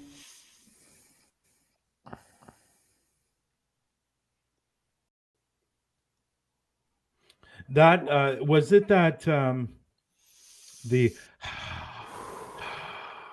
It's a big exhale. Yeah, definitely. It was. So we were at Penhurst Asylum, and again, this was like another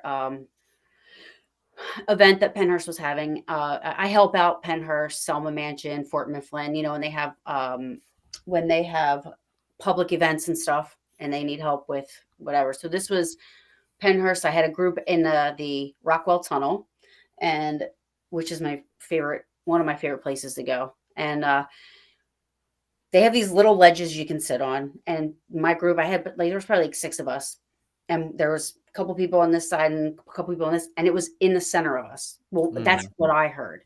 I heard it in the center. As we were talking, people are like, well, I thought it came from that end. They're like, well, we thought it came from that end. Like everybody heard it, but nobody did it, so we all heard that one, and I got it on the recorder. So it was awesome. It was good. It's a very, very deep breath. And it was so loud, and so right away I was like, did somebody just do that? I'm like, who did that? I thought it was the guy that just stopped talking. That's what I said to him. I'm like, did you just sigh? Yeah. And he said, who, me? And he's like, no. No, it's definitely an interesting one. Definitely. Yeah, no, I never got I just listened to the other ones while you guys were talking there. I never got that one you're talking about. Oh, it's like the best. It's like literally, I'm going to send it to you because you have to hear it. It's great. Okay. If you've got it, attach it, send it in an email to the one that you sent the reply to for the link, and then I can listen to it later as well, because I'm loving this. It's literally. So while we're waiting for that, let's when I get it, I'll download it and then we can listen to it. So why don't we go on with the next question, Lex, and we'll ask one or two more questions, and then because we are way over our time. So which I love anyways, because it's Taryn, for God's sakes. Oh, well, thanks. So let me ask you this. When you go into an investigation, what is your go-to for a piece of equipment? My recorder. Yeah. I was going to say, like, judging from these EVPs, that would have to be the answer, wouldn't it? Yeah. What was I going to say? I'm not a big equipment person. So I make sure I have my recorders. I do bring a camera just in case, because I've learned over the years that, it's really hard to, and I always say that investigators and skeptics probably cringe every time I say that, because I'm not really getting significant data and this and that, because I'm not using all this equipment and this and that. But for me, I'm not really doing it to prove to anybody.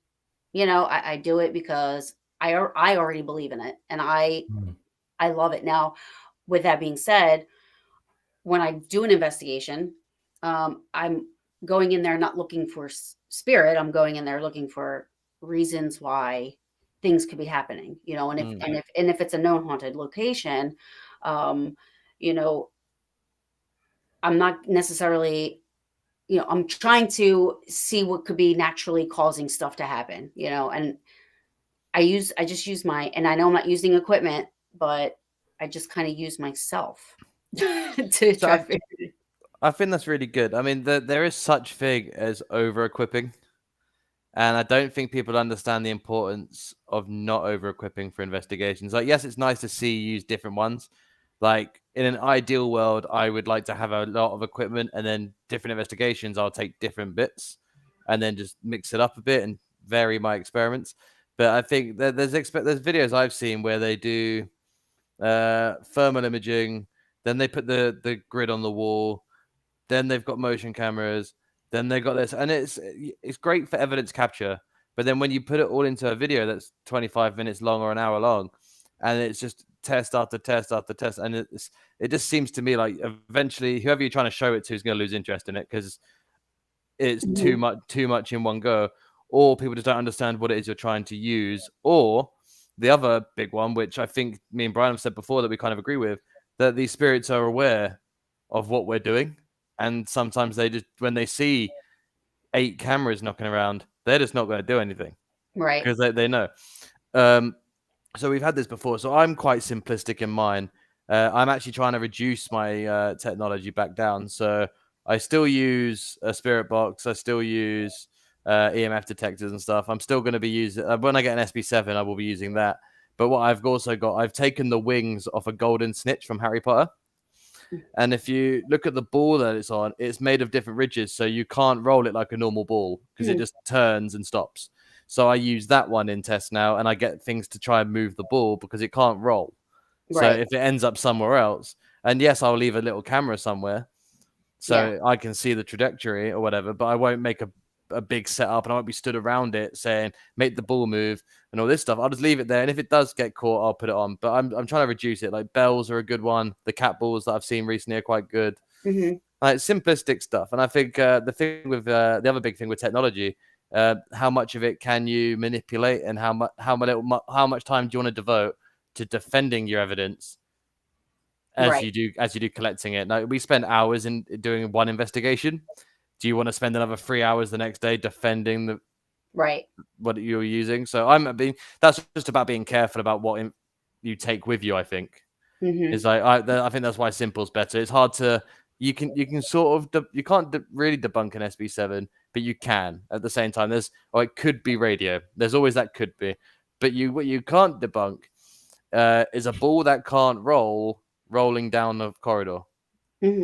Yeah, and then I mean, like when I do events or I'm at an event or whatever, you know, I will bring equipment for the people to use, you know. I think I have an EVP, you know, where a piece of equipment goes off and you hear an EVP go, "That was for you." You know, so they made this piece of equipment go off and you know, it says that was for you afterwards. So nice. I do have it. Go ahead. Sorry, Go ahead. Sharpshooter Mark has just asked us all a brilliant question. So, in as quick as we can, just let us on us to answer this. What was your longest investigation, and where was it? My longest investigation. I'm always investigating. No, I would say the Cape May one because it was 2 nights. It was 2 houses, 2 big, huge houses. It was overnight. You know, we were exhausted, but that went from. Actually, I take that back. One of the Penhurst nights, they have open overnight ghost hunts, and that they start at 7, and they're supposed to end at 7 a.m. A lot of times people wind up dropping off like around midnight, 1 o'clock in the morning. They go home. No. I had troopers. They were like, I'm getting my money's worth. 100%. Right. I do have, yeah, you know what? For myself, I think this past week, it was 3 nights and it was like hours of investigation. And yeah, we did stuff during the day, but it was great. I'm one of those people that I'm good with 4 or 5 hours, 6 hours at most. And I'm ready. It's not that I'm ready to go. I just don't think after 4 or 5 hours, you're going to catch much more. Yeah. It would also depend on what's going on. You know, if it's kind of like dead, no pun, but if it's kind of like nothing's happening, you know, and it's getting late and you're just like, okay. Yeah. You know, I like this question because people don't understand. If you're not an investigator, they don't understand that people aren't going out and filming for an hour and then editing a video and putting it up. My Clear Hill series was done. So we did 6 hours during the day, and then over 2 nights we did 4 and 4. So that's 12 hours. That's that one, and that was for one, and that would probably have been 18 hours. Sorry, that would have been shorter if I didn't do a daytime one. But I wanted to do a history episode and show the site around, and do light testing. So you know, I don't think there's such thing as too long, as Brian did 3 nights. You know, I would just pace yourself out though. Like doing 3 night times is pretty good. But if you're going to do 24 hours of investigating, be prepared to be very excited when you get that one thing, because this is what this game is. It is working for 6 hours to get someone go. right. Exactly. But it's worth it. It is so worth it. But yeah. And just to make fun of Lex, because he made fun of me at the beginning, that's actually 14 hours. I can't do math, okay? I'm not Brian Cox, man. I'm not. That's 6, 4, and 4. You said that would equal 14. 14. What did I say? 18. Damn it. Well, actually, I said 12 first. You said 12, but then you went to 18. You were all over the place. Okay, so I stopped maths at 16. All right, I use a calculator. Okay. Yeah, so I got the other one. It's downloaded. It's ready to go. Are you trying to see? Yeah. What's that? Yeah. So let's. He did it again. He muted before he finished the sentence. Yes, I did. Just stop.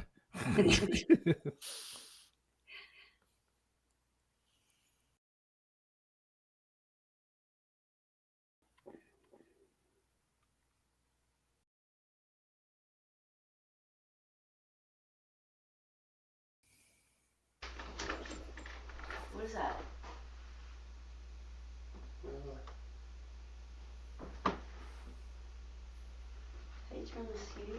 Is the TV off? Yeah, the cable box is too long.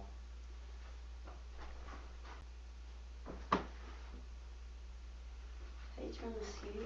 Is the TV off? Yeah. What is that?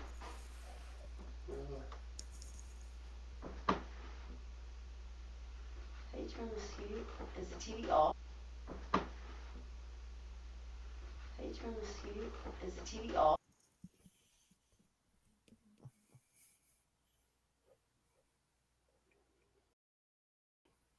Wow. That's my favorite. I mean, you can hear her start to say, "Are you trying to sleep?" No, Yeah, I start to say, "Is the TV off?" You know, because I heard something, and I honestly don't recall what it was that I heard that made me ask, what was that? And then the other person that was with me said, "What's what? What was what?" And that And was a then gentleman. That was a guy, right?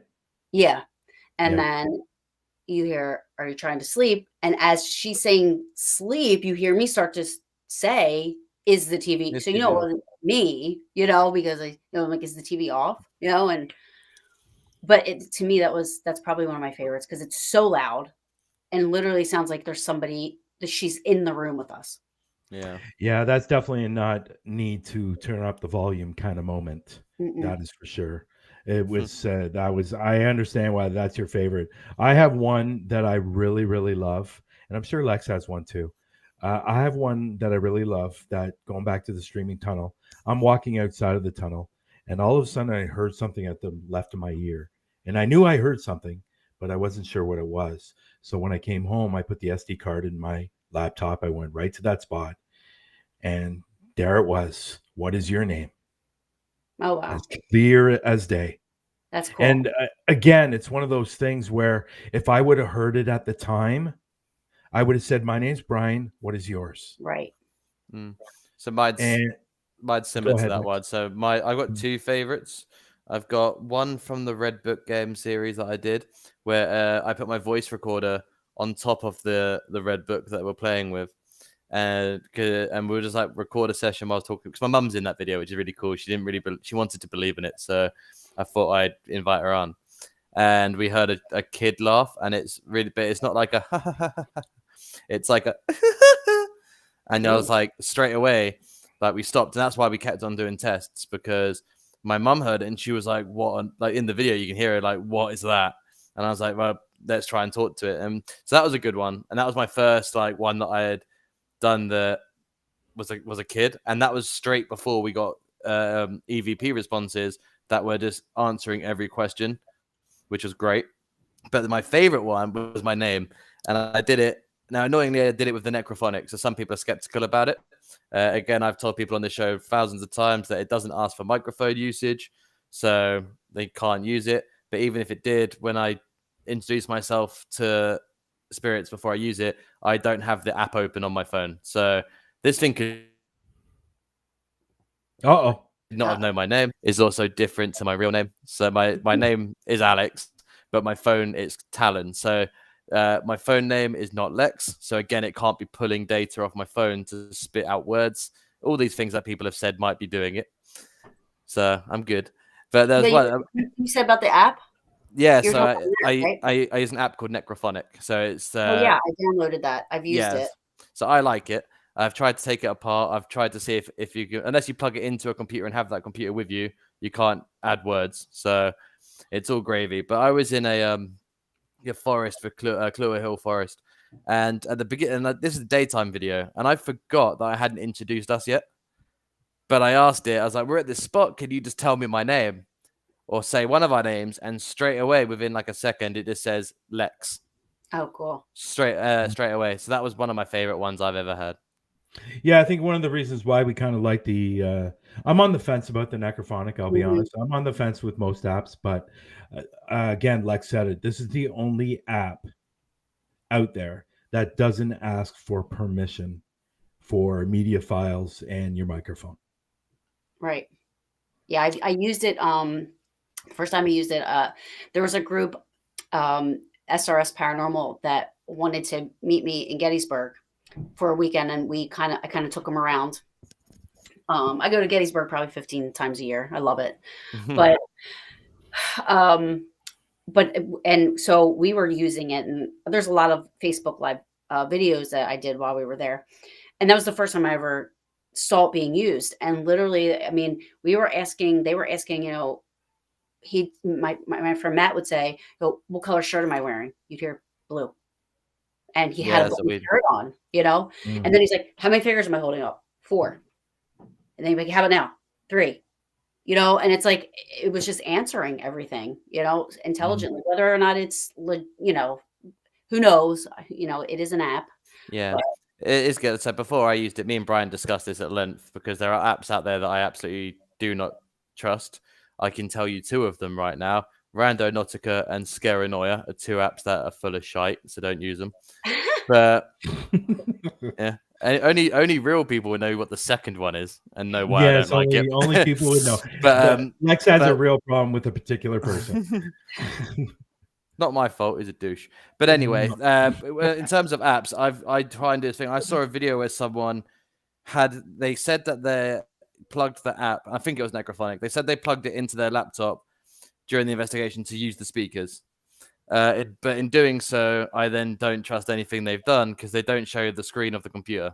So, and there's someone by the computer the whole time. So what they're doing is they've obviously broke into the app itself and they're adding things like that. But if you actually plug it in, you can see the word bank and you can see it's R, air, G. So it's all sounds. It's not words. So it's really cool. But I did loads and loads and loads of tests on it before I got comfortable using it a lot in videos because I didn't believe it to start with. I would say I'm 80% convinced the evidence on there is real. But this is why I want to get an SB7 as well, because then I can use them both at the same time and see if I can correlate responses that way. But as far as apps go, it's the only one that I trust. GhostTube, I don't trust. Sorry, Patrol. I know that I have used it, but I don't trust it. I left the GhostTube on that has I think it's the normal GhostTube or SLS, and it has an Ovilus built into it. And I left it on for about 12 hours, and I kept writing down every word that came out. And eventually, it was the same words in the same order coming back through. And I was like, "This is weird." I mean, it took 12 hours to get the same thing, but I don't use GhostTube. So you know what? Those were amazing videos and some amazing audio and stuff like that. You definitely had some great captures. What I'm thinking, Lex, what we should do right now is you ask your favorite question. Now, I'm going to warn you, Taryn, before you ask this question, it's different every single week. There's something really weird in the middle of it, and it kind of goes like left, right, and straight. So I'm warning you right now. Go ahead. Well, this one's actually going to be different for 2 reasons, because I'm going to ask it, and you can answer it for 2 different ways. So that's why it'll be different this week. So if me and Brian gave you all the money in the world to do these 2 things, 1, go around anywhere in the world and investigate 1 location, where would it be? And secondly, if you could use that money to book any guest on your show, who would that be? That's tough. That's good. That's good. Applause for, you know what, Lex, that is going to get us in the status of best podcast at the end. Mate, I'm fighting for that nomination, you know. All right, so who would I have on? I'm going to answer that one first. Either there's 2 people, either John Edwards, or Mitch Albom. He's an author. He wrote Tuesdays with Maury, but he used to be a sports writer, and now he writes these books that have to do with like people, you know, passing away and you know, connecting with spirits and paranormal and stuff. I would just love to talk. I'm not a good reader because I have ADD really bad, so I was able to read his books I couldn't put them down. They were so good. You know, it'd be great to find out why he changed from Sports to Illustrated. Yeah, that's quite good. That's a good guest to have on, actually. Yeah. So now I haven't approached either of them. Well, that's because we have yet to give you all the money in the world. That's why. And then I guess investigating wise, I would want to go somewhere very old. like somewhere over like in the UK, Europe, somewhere that's like, I mean, there's something about, I mean, I was somewhere in West Virginia and I was on a plantation house, and it was like 1629 was when it was, built. And you can just feel it's different. The energy is different. It's just, I don't know if it's because it's so old and so many different walks of life have been through there, stayed there, and everything, and it just left imprints, and you can just feel it. It's just amazing. So that's where I would go. Nice. Oh, the old in the UK is good. The first graveyard video, my first ever video, it's the oldest graveyard in England, and it dates, I think it's like, what was it, 1300s? Wow. It's stupidly old, yeah. Wow. Wow. Well, that's amazing. This has been one of the best shows that I think that we've had. Like, we've had some fantastic guests, and I'm not taking away from any of the guests. It was just a little bit of everything.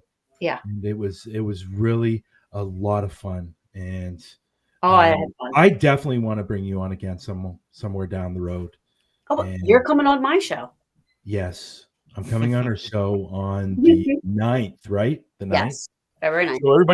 So everybody watch out for that. I'm coming on a show on the 9th. And when is the award? When is this taking place for best podcast? So I looked in. Now I didn't even know this. Somebody messaged me the other day. I had no idea. I did that on purpose. What? The best podcast. And even if I don't win, it's awesome that that people nominate, that people. Oh, please stop it! Stop it! No, I don't even care. Stop it! But I think every actor and actress says that. I was just so happy to be nominated. That's a load of shit. Just want to win. Look, let's use the Ricky Gervais one. And when you win the award, go and pick up your award. Thank your agent. Thank your friends for telling you to do this. Thank you, God, and fuck off. All right, don't give us the sub story. No one cares. I think the voting is done February 6th. Oh, cool. And where can people vote then? I want to see if we can push that out. See if we can get some people to go and vote for your show. So they do have a Facebook page. It's the Paranormal Awards. But what they want you to do is email them with your choices, and they say you have to. I believe you have to. You have to select. You have to pick at least 18, I think, categories to vote for in order for your vote to count. Okay, so this is what we'll do. When people are watching the replays, you send me the link. Mm-hmm. I will put it into the description, and people can click on it, go over to it, and vote for you. Yes, you are the winner. I don't want to hear this shit about. Oh, I'm just so happy to be nominated. Come on, give me a break. If I got nominated and didn't win something, I'm such a bad loser. I'd be sitting there going, well, I am competitive, shit. But it's. I think there's so many great podcasts out there, So I'm happy to be in the running. But I also recently stop it. Not as happy. But Brian, she's only doing this because she knows that she's just got to keep the seat warm for a year. Oh, well, I would gladly pass the torch. I mean, I don't know if you can tell, but we're very self-loved over here. We're ambitious. Oh God. Yeah. Oh, God. And this week as well, one of the places that streams my show, BB3 TV, they made me an owner. So wow. I am third owner of BB3 TV now. So awesome. Congratulations. Yeah. Congratulations. Well, this has been one heck of a show. I've said it a few times. We've been on it's been way over, but I'll be honest, when we were in about an hour and 10 minutes into the show, I looked at the time and I went, what? Yeah. To myself, obviously I didn't yell it out but to myself, I went, oh my God, it's an hour. This show just flew by. And that's why I do what I do. I just reset my clock on my computer. So at the moment for me, in my time, it's 9:41. So we still got 20 minutes left on my clock. That's awesome. But I want to say my thank yous for coming on today. And it was an honor speaking with you. and getting to know you just a little bit more. Yeah, And no, thank you. hopefully people will go over to your links that are in the description below and subscribe to or follow or whatever they can do. And definitely go over to your YouTube, because I think you're at what on your YouTube at 275. Yeah. 275? Really? 275? Lex? I think it was 200. So 75. No, I think it's around 203, 202 or somewhere in there. Which I just started YouTube because really quick, I know we have to go. But I wasn't doing YouTube, but Facebook decided to go back and find something I posted on somebody's thing a year ago. And they had a picture of their dog. And I said, oh my gosh, your dog's so cute. I want to kidnap it. Kidnap, keyword. They banned me for going live for 60 days. So I was like, how am I going to have my Facebook? And this was right before I was having Jason Hawes on, you know? And I'm like, oh my God. I'm like, I can't not, you know? So then I created the YouTube. So I want you to go. Facebook shit. I mean, Brian got post taken down for having an alien emoji in it. So yeah. That's so stupid. Before we go, I want you to do one thing for me, Taryn. And all kidding aside, I'm not gonna. It's not a joke. Okay. I want you to just talk about, just briefly, something that happened a couple of weeks ago before we go, and what your feelings on it are. You know what I'm talking about. Yes. Yeah. So I learned a lesson to research my guests. Anybody that has a podcast, I'm going to tell you right now, just research whoever it is that you're going to have on. I had somebody on Blind Faith. You know, he messaged me, wanted to come on the show, and he told me all the list of things that, you know, he's had degrees in and this and that. And I was like, wow, pretty cool guest to have on. And during the podcast, I started to think things were just a little weird. I don't know. I just got like a bad feeling. And one thing didn't make sense with something else that he had said. And, you know, afterwards, I was kind of sitting on it for a minute. And then I had my friend April. She's like, you know, that guy, I got a bad feeling. And I said, okay. She's kind of validating what I was feeling. So then I started to do my own research afterwards. And I could find nothing. And I noticed that this person was just making his way through the paranormal podcast, you know, and so I reached out to Brian because, you know, I know my show gets streamed onto Parapost Network. And I said to him, I said, if this guy comes to you, just know that he's bullshit. You know, he's not, you know, and there was a group of us really trying to find out, you know, and trying to get this. So, 2 days ago, I confronted him myself because he's going on podcasts and the integrity of my peers and other podcasters and stuff like that. I never wanted to come back to anybody, you know what I mean? And them to be like, you know, look at like they have a shit show because they have like this crap guy, you know what I mean? This guy on that nothing is true. I confronted him and I told him that, no, I'm researching you. People are researching. Nobody can find anything, you know, that is true.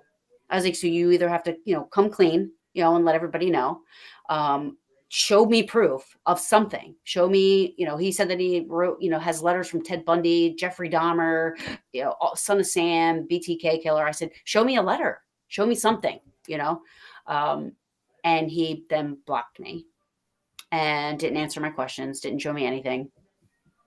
So I put a post out there for everybody, you know, and I just said, I'm going to allow the person to come out himself, or I'm going to let everybody know who it is so that they can't, you know, so he can't dupe anybody else. I'm not sure who this is. I'm not sure who this is. If you could say your name, please, that would be wonderful. I think it might be Jay Hill.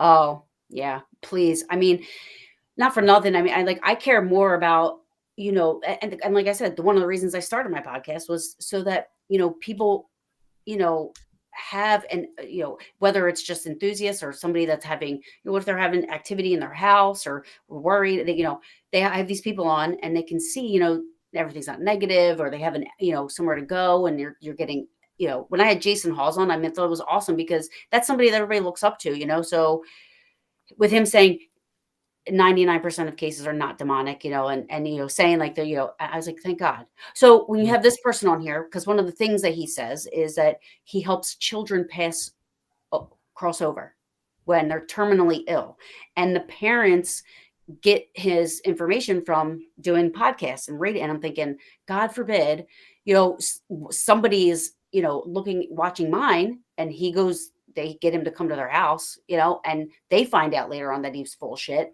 and then they're going to come back at me, and I don't want to be responsible for anything connected with that person. Yeah, I think and the reason I wanted you to say that at the end of the show, I know at the beginning when we were in the green room, I said, no, we're not going to really talk about that. I wanted to talk to you. I wanted to let you say what you wanted to say at the end of the show, because at the end of the day, I don't think some people are not happy about it coming out like this. And I understand that. But what those people also need to understand, some of these podcasts, this is their livelihood. Right.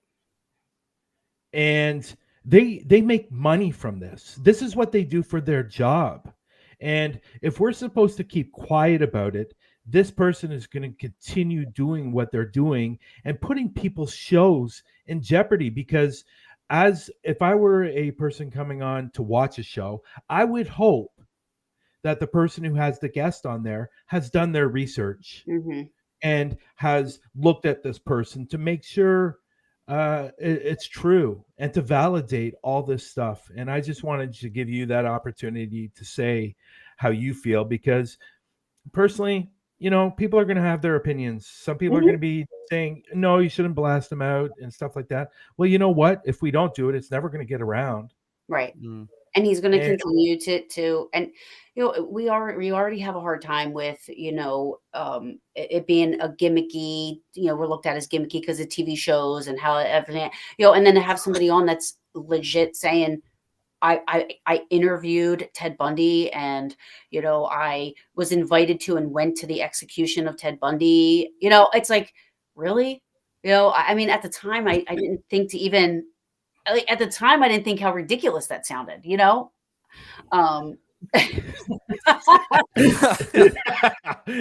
Rob. the only way I'd let him on here is so he can explain himself for the shit he's been up to for the last 14 seasons. Rob, I love you so much. You're so funny, good, man. Yeah, that's amazing. But you know what? At the end of the day, like I said earlier, this is for some people, it's their livelihood, and they do these podcasts, and that's how they make money. And this guy's coming up there and saying what he's saying, and unfortunately, there's a lot of people out there like that. And well, I was gonna say we've encountered one, Brian, didn't we? We had we have. Yeah. We had. I'm not going to obviously say the account's name because I haven't heard anything from them anymore, so I'm pretty sure they're not doing it. But we had a group email us, told me the spiel about 40 years in the field. They've got all this information they can give me, and they've got videos on YouTube. And I was like, cool. I'll go. Don't worry. This week I'll be looking through your videos to see if you're legit, and if it's cool, if everything's kosher, we'll bring you on the show. And the next day I went to look at his videos. They were all deleted or hidden. I can't, his Twitter page is gone, or he's changed his name. So I can't find this dude anywhere. So, okay. Well, Taryn. Thank you. It was wonderful seeing you. Likewise. And wonderful having you on the show. I want to thank everybody else that came in the show today. I'm going to say my goodbyes, and we will definitely talk soon. Alrighty. Thank you, guys. Thank you so much. Thanks, everybody. Thank you so much. Bye-bye. Bye. We are running 9 minutes until 2 hours long. You know what? Whatever. It's our show. We can do whatever we want, right? But that's exactly it. We're not owned by a network. We could do 24 hours of this shit if we wanted to. I'm never going to do that. I am never doing that. Oh God. Yeah, I guess we'll see everybody next week, and thank you for tuning in and watching Through the Lens. And if you can, go over to our YouTube channel and subscribe, like, and share if you could, especially you Facebook watchers. Go over to YouTube and just subscribe to it, please. We're For doing well. We sure. did get a good bump from last week, which is fantastic. So thank you very much. As we said last week, me and Brian might consider doing some contests once this channel is hit at least 200. So keep pushing. We're on 172 as of today. So let's keep going. I love you. Okay.